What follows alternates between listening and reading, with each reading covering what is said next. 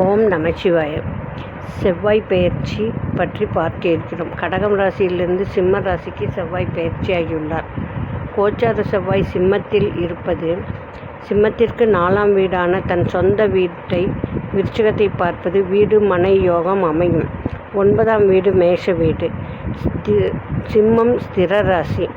எனவே ஸ்திர ராசிக்கு 9ஆம் வீடான செவ்வாய் வீடு பாதகாதிபதியாக அமைகிறது. எனவே 4-9 வீட்டை பார்க்கிறார். வீடு மனையில் பிரச்சனை. பாக்கியஸ்தானத்தை பாக்கியாதிபதி பார்ப்பது தந்தை பூர்வீக சொத்துக்களில் பிரச்சனைகள் ஏற்படலாம். 9ஆம் வீடான பாதகஸ்தானத்தில் சுக்கிரன். எனவே சுகம் கெடும். கோச்சார செவ்வாயுடன் கேது உள்ளார். எனவே சில காரியங்கள் தடை ஏற்படலாம்.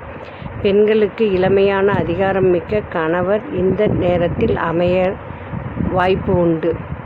ஓம் நமசிவாய.